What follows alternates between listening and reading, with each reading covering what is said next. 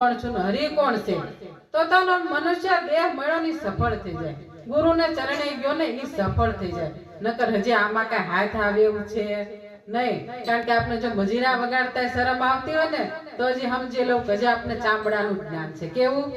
કારણ કે આને ચામડાનું જ્ઞાન છે એટલે આને હજી શરમ ને આને ત્યાં બધું, કારણ કે પરમાત્માને શરણે ગયો ને એટલે આને આવું બધું કઈ રે નહીં. કારણ કે સદગુરુ તમને બહાર કાઢ્યા છે. ક્યાં?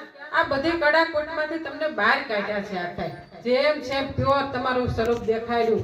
જેમ આપણે મીરાબાઈએ સીધી વાત કહી દીધી કે તારી આત્માને ઓળખ્યા વિના રે એ ભવના ફેરા નહીં તો મટે રે જી.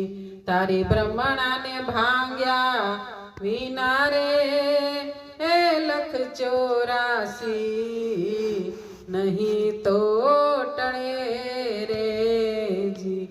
આટલી જ એક કડી સમજવાની છે.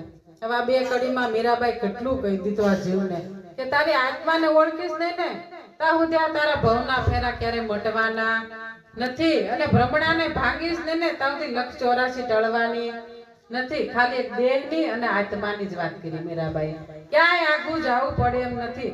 પણ આને હજી ઓલી મૂર્તિ પૂજા હાથમાં આવી ગઈ છે ને એટલે આમાંથી એને પાછું વળવાની ખબર પડતી નથી. કારણ કે સંતો કહે છે કે અહીંથી તમે જેટલા છેટા જાઓ ને ત્યાં બધે પાણી ને પથરા, બીજું કઈ હાથ આવતું